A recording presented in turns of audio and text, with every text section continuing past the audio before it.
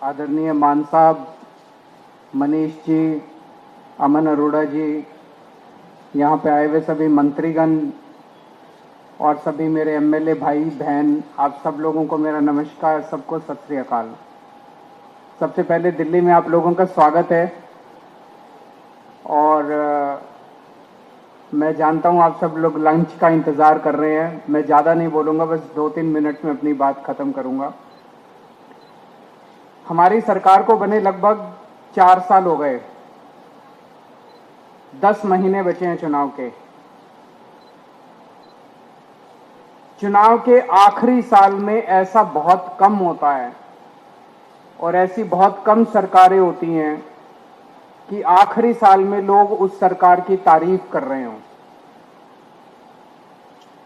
4 साल के बाद कहते हैं एंटी इनकम्बेंसी बहुत हो गई, एंटी इनकम्बेंसी बहुत हो गई।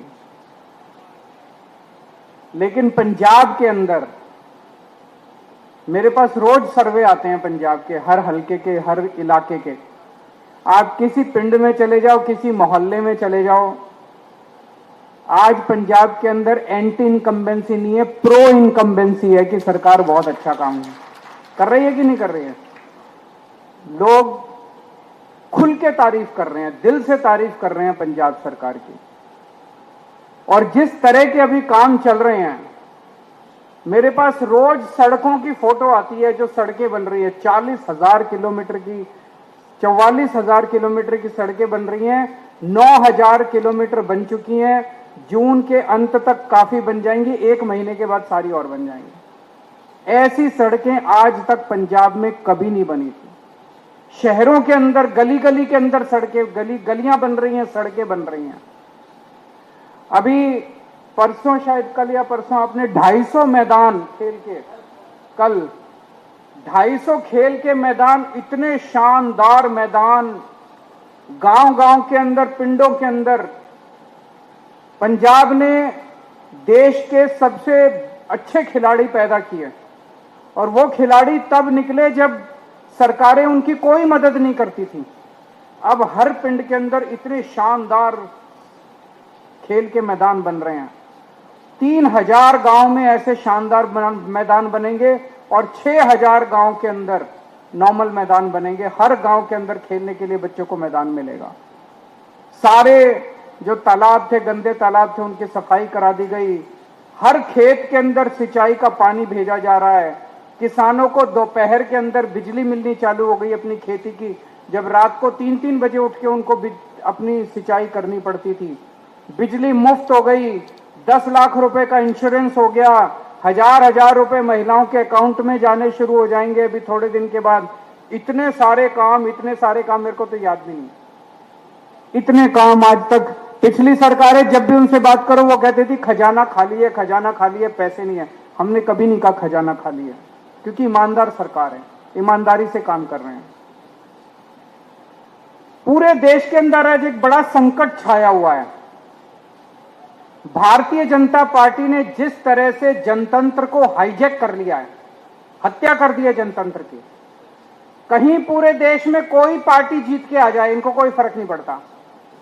उसके बाद ईडी से, सीबीआई से, पैसे से एमएलए तोड़ लेते हैं, पार्टियां तोड़ लेते हैं, सरकारें गिरा देते हैं, जेल भेज देते हैं, हर किस्म की वोट काट देते हैं, वोट ऐड करा देते हैं। कल बंगाल का जो चुनाव, वो चुनाव थोड़ी था। पिछले 3-4 महीने से हम देख रहे हैं क्या तांडव चल रहा है बंगाल के अंदर। उसी तरह से उन्होंने बिहार के अंदर किया, उसी तरह से उन्होंने महाराष्ट्र के अंदर किया, उसी तरह से मेरी अपनी विधानसभा, दिल्ली विधानसभा जहां पे हम बैठे हैं अभी, जब मैं जेल गया उसके पहले इस विधानसभा में 1,48,000 वोट थे। जब मैं लौट के आया उसमें 1,06,000 वोट बचे थे। 42,000 वोट इन्होंने 6 महीने के अंदर कटवा दिया। मैं पिछली बार 30,000 वोट से जीता था, 42,000 वोट कटवा दिए, मैं 3,000 वोट से हार गया। जीत कैसे सकते हो जब आप सारे वोट कटवा दोगे? उसके बाद तो कुछ भी नहीं बचेगा। पूरे देश के अंदर यही तांडव चल रहा है। आज जनतंत्र के ऊपर संकट है। जो हमारे शहीदों ने अपनी जान कुर्बान करके, भगत सिंह ने, सुभाष चंद्र बोस ने, जो हमारे देश के स्वतंत्रता सेनानियों ने अपनी जान कुर्बान करके शहीद हमें आजादी दिलाई थी, आज उस आजादी के ऊपर संकट आया हुआ है। लेकिन 2014 याद करो, 2014 में मोदी जी की आंधी आई थी। मई 2014 में जब मोदी जी की सरकार बनी थी तो आंधी चल रही थी। उसके बाद जितने चुनाव हुए, मई के अंदर देश का चुनाव हुआ, उसके बाद हरियाणा का चुनाव हुआ, जीत गए ये लोग, महाराष्ट्र का चुनाव हुआ, जीत गए लोग, झारखंड का चुनाव हुआ, जीत गए लोग। जहां चुनाव हुए ये लोग जीतते चले गए, जीतते चले गए, जीतते चले गए। फिर फरवरी 2015 आया, दिल्ली का चुनाव हुआ और दिल्ली के चुनाव में 70 में से 3 सीट आई भारतीय जनता पार्टी की। तो वो जो रामायण के अंदर एक कहानी है कि अश्वमेध का घोड़ा, भगवान राम ने अपना अश्वमेध का घोड़ा जब वापस आए, अयोध्या के राजा बने, अपना अश्वमेध का घोड़ा छोड़ा कि ये घोड़ा जहां जाएगा वो भगवान राम की जमीन हो जाएगी। और लव और कुश, उनके दोनों बच्चे, जिनका मंदिर अमृतसर में है, वहां पे जब भगवान राम का घोड़ा पहुंचा अमृतसर में, उन्होंने दोनों बच्चों ने उस घोड़े को रोक लिया और तब से कहा जाता है कि अश्वमेध का घोड़ा रोकने वाले लव और कुश थे। इसी तरह से दिल्ली वाले थे जिन्होंने अश्वमेध का घोड़ा रोका था। मोदी जी का घोड़ा चलता जा रहा था, चलता जा रहा था, चलता जा रहा था, दिल्ली वालों ने अश्वमेध का घोड़ा रोका था, आम आदमी पार्टी ने अश्वमेध का घोड़ा रोका था। आज मैं बड़ी जिम्मेदारी के साथ कह रहा हूं, अभी भी आंधी हो गई है। ये लोग सारे चुनाव, असम जीत गए, बंगाल जीत गए, बिहार जीत गए, महाराष्ट्र जीत गए, दिल्ली जीत गए, जहां देखो ये जीतते जा रहे हैं। अगली साल फरवरी के अंदर जब पंजाब के चुनाव होंगे, इस बार अश्वमेध का घोड़ा नहीं रुकेगा। पंजाब के चुनाव के बाद मोदी सरकार गिरेगी, देश के अंदर मोदी सरकार का अंत पंजाबी करेंगे, मोदी सरकार का अंत पंजाब के लोग मोदी सरकार का अंत करेंगे। पंजाब का चुनाव मोदी जी का आखिरी चुनाव होगा, देख लेना। मेरा दिल कहता है, कैसे होगा मेरे को अभी नहीं पता। पंजाब तो आप जीतोगे, पंजाब तो पंजाब के लोग जीतेंगे, लेकिन मेहनत करनी पड़ेगी, घर घर जाना पड़ेगा। जो भी मान साहब ने कहा, उनको बताना पड़ेगा कि भारतीय जनता पार्टी पंजाब और पंजाबियों से नफरत करती है। एक काम नहीं किया इनके पास, तो इतनी पावर है, सेंट्रल गवर्नमेंट इनके पास है। आरडीएफ में हमें डबल पैसा दे देते पंजाब सरकार को, और 10 तरह से पैसा देते थे, भाई लो पंजाबियों ये भी ले लो, ये भी ले लो। जो हक बनता था पंजाबियों का वो भी छीनते जा रहे हैं।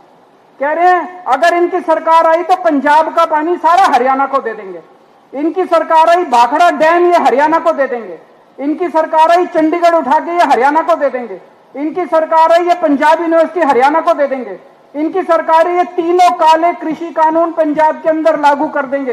ये हमें बताना पड़ेगा कि अगर पंजाब के अंदर बीजेपी की सरकार आ गई तो ये तहस नहस कर देंगे, पंजाब को रौंद डालेंगे। लेकिन इनकी औकात नहीं है। आज तक पंजाब के किसी ने भी अगर भारत के ऊपर आक्रमण किया, वो पश्चिम से आया और पंजाब ने उसको रोका, पंजाब ने अपना खून बहा के उनको रोका, बाहर से आने वालों को। लेकिन इस बार अंदर से एक दुश्मन पैदा हुआ है, इसको भी पंजाब के लोग रोकेंगे, अपने तन मन धन से इसको रोकना है। देश को अपना जनतंत्र वापस दिलाना है, बाबा साहब अंबेडकर के संविधान को वापस लागू कराना है। ये हम सब लोगों की जिम्मेदारी है, पंजाब की जिम्मेदारी है, पंजाबियों की जिम्मेदारी है। उसी के लिए आज आप सब लोग यहां पे आए हैं। ये 7 लोग जो चले गए, ये चोरी करके गए हैं, बीजेपी ने चोरी करी है। ये 6 सीट किसी के पिताजी की नहीं थी, ये 6 सीट पंजाबियों की थी, ये 6 सीट पंजाब के लोगों की थी। पंजाब के लोगों की 6 राज्यसभा की सीट थी। अभी जैसे मान साहब ने कहा 2 एमएलए और 6 सीट, ऐसा हो ही नहीं सकता। तो पंजाब के लोगों की 6 राज्यसभा की सीट के ऊपर डाका डाला है बीजेपी ने, उसका बदला अब अगली साल फरवरी के महीने में लेना। बहुत बहुत शुक्रिया।